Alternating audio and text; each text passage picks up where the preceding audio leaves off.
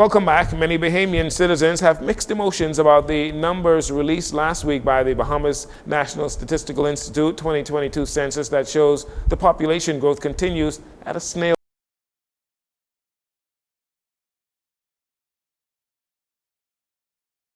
pace. Minister of Foreign Affairs Fred Mitchell said, while it is an eye-opener, it is not surprising. Mitchell believes if not for immigration, the growth rate would be even slower. They're sobering, but this is not something that we have just come to know. The rate of national increase has declined dramatically. We're not having enough children, so the population is not even replacing itself. It's getting older, with the median age now 35 instead of 25, with a decline in young people as a percentage of the population, and older people as a percentage of the population is growing, those over 65. Mitchell also spoke about the impacts of an aging society on the nation's social security network, like the National Insurance Board and the care for the elderly.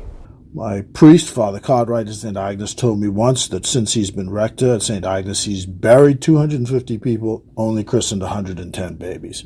So this has profound implications for national insurance. National insurance cannot survive without increased fees if the population growth continues to decline. And at the same time, the country does not come to grips with a national seniors policy, especially since dementia will become an increasing feature of life in our country. And we see it playing out now in Grand Bahama and across the country, where younger people abandon seniors to be boarders in the hospitals. We must act with dispatch on these sobering statistics. The Bahamas population growth rate has dropped from 2% in 1990 to just 1.2% in 2022. In a recently released audio message posted on the FNM's Facebook page, Deputy Leader of the party, Shannon Cartwright, claims that the Davis administration has lost the trust of the Bahamian people. All across the Commonwealth of the Bahamas, the Bahamian people are saying they cannot trust this government. They talk out two sides of their government mouths. It is still a matter of trust. When the people can no longer trust their government, it's time to vote them out, to kick them out of office. From very early on in their administration, they promised relief and innovative policies, but has only brought hard times and no real economic growth. They promised success in battling inflation, but they have not. They promised no taxes, and they have overtaxed you. They promised to hit fiscal targets, but they have not. They promised to be champions for the poor, but they have not. Mr. Cartwright listed at least a dozen areas he claims the government has failed to deliver on their promises. He said if Bahamians give the Davis administration another 5-year term, you will suffer for it.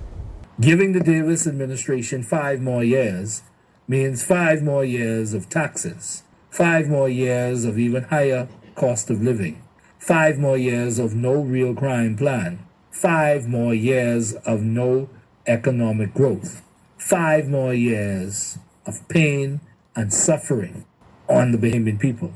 Fellow Bahamians, when it is all said and done, you are only as good as your word. And this government has not kept their word to the Bahamian people and should not be given a chance to let you down again, because in the end, it is still Shannon Cartwright, Deputy Leader of the Free National Movement. As part of the Davis administration's Clear Hold and Build strategy, local leaders are taking strong action to tackle the issue of derelict vehicles and removing dumping of bulk waste in certain areas like the Bamboo Town constituency. Minister of State for the Environment, Zane Lightbourne, tells us more about this initiative. Reports that we're getting is that persons are continuing to leave vehicles all over this constituency in little areas where they think they can hide them, and where they can do whatever nefarious acts that would be a part of their daily routine in some cases. We know that also derelict vehicles is the cause of rodents infestation. It's not healthy because they can leak liquids into the ground and into the water tables. And we're asking persons to partner with us as we try to get this rectified in this constituency. Minister Lightbourne explains how the illegal dumping of vehicles and bulk waste can cause many health-related problems as well as economic devaluation within communities. Illegal dumping of vehicles and any type of dumping of any debris of any type is a real hazard and a problem. It's a problem for your health and for the wealth of this nation, because aesthetically it downgrades a neighborhood. it causes the value of these properties to drop. And we are asking for the country to partner with us. As you can see, the Urban Renewal Center is here. Officers from the Royal Bahamas Police Force, Urban Renewal Division are here with us. Department of Environmental Health, they are here with us. And persons from the constituency of Bamboo Town. So I really have to give kudos to the Member of Parliament, and we promise to lend our support in helping to fight not only the scourge of crime, but also the aesthetics and bringing up the value, causing for the value of these neighborhoods to be increased. But we need your support as Bahamians. That was Minister of State for the Environment, Zane Lightbourne, speaking in the Bamboo Town constituency.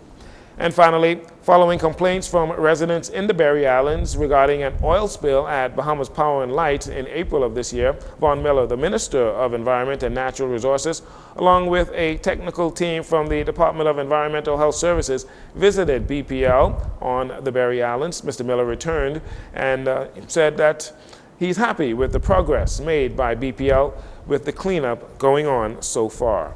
And that'll do it for your JCN Evening News. Once again, I'm Jarino Saunders. Thank you so much for joining us. This segment of the news has been brought to you by Sun Oil Limited.